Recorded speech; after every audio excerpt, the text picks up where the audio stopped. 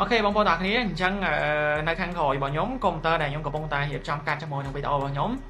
វីដេអូនេះខ្ញុំមកបាននិយាយពី DJI ទេណាអ្នកនរគ្នាអញ្ចឹងបងប្អូនប្រហែលជាធ្លាប់ឃើញមុខខ្ញុំនៅក្នុង account របស់ខ្ញុំមួយទៀត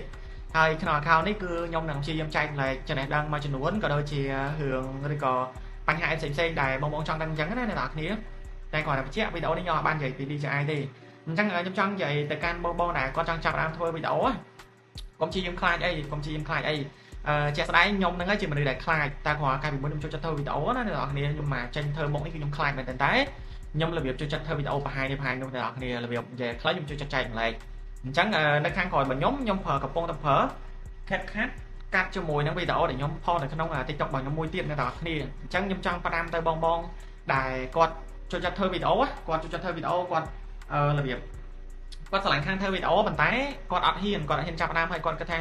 អូគាត់កាត់តាម CapCut គាត់កាត់តាមអីចឹងទៅវារបៀបវាស្រែវាអន់វាអីចឹងណាបងប្អូនតាគ្នាកុំគិតអញ្ចឹងអីកុំគិតអញ្ចឹងឯសោះជាក់ស្ដែងខ្ញុំក៏កំពុងតែកាត់ជាមួយនឹង CapCut ដែរគេនិយាយតែចេះ CapCut អត់ចេះ Adobe Premium អត់ចេះ CapCut អញ្ចឹងអាហ្នឹងវាជារឿងរបស់អ្នកនរគ្នាទេអ្នកគ្នាចេះអីប្រើហ្នឹងទៅកុំគិតថាអូកាត់តាម CapCut អន់កាត់តាម CapCut អីអត់ទេអ្នកគ្នាចេះអីប្រើហ្នឹងទៅអ្នកគ្នាជាក់ស្ដែងខ្ញុំចេះ Adobe គឺខ្ញុំចេះខ្លះដែរប៉ុន្តែវាអត់ស្ទាត់ដូច CapCut ទេអញ្ចឹងបើសិនជាខ្ញុំនៅតែប្រឹងទៅកាត់នៅក្នុង Adobe ទៀតវាធ្វើឲ្យការងាររបស់ខ្ញុំវាយូរអ្នកគ្នាវាកាន់តែយូរអញ្ចឹងអាណាចេះយើងកាត់អាហ្នឹងតែគាត់ថាអាផ្សេងវាយកចោលតែយើងព្យាយាមរៀនវាមួយអញ្ចឹងណាបងប្អូនតាគ្នាអញ្ចឹងវីដេអូនេះលើកទឹកចិត្តសម្រាប់បងដែលគាត់ចង់ធ្វើវីដេអូបងមើលអា clip ខ្លីៗមើលអា effect ខ្លីៗ clip ខ្លីៗខ្ញុំត្រូវកាត់មកកណោតែខ្ញុំកាត់ដាក់ឡើងស្រួលណាស់អ្នកគ្នា CapCut វាលឿនណាស់គ្នា function មួយចំនួនច្រើនមែនតែគ្រាន់តែថាបងខ្លះគាត់នឹងខ្លាចអូកាត់តាម CapCut ចេះកាត់តាម CapCut ចុះកុំអីបងប្អូនតាគ្នាកុំអីចេះអាណាប្រើហ្នឹងណាចេះអាណាប្រើហ្នឹងហើយកុំព្យាយាមខ្លាចហើយមានចម្ងល់ឆ្ងល់អីពាក់ព័ន្ធជាមួយនឹងការកាត់វីដេអូការអីអ្នកនរគ្នា comment នៅក្នុងវីដេអូហ្នឹងមកខ្ញុំមានពេលតនេះខ្ញុំនឹងធ្វើវីដេអូប្រាប់អីចឹងណាបងប្អូនតាគ្នានិយាយចែកបងប្អូនតាគ្នាបងឃើញខ្ញុំនៅក្នុង account នេះគឺខ្ញុំចែកម្លែកសុតហ្មងបើពីដំបូងមក DJI តែគាត់ថាឥឡូវ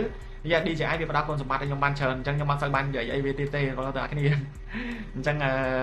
យើង skip រឿង DJI ចោលយើងចង់លើកទឹកចិត្តបងដែលគាត់ចង់ចាប់តាមធ្វើវីដេអូវិញ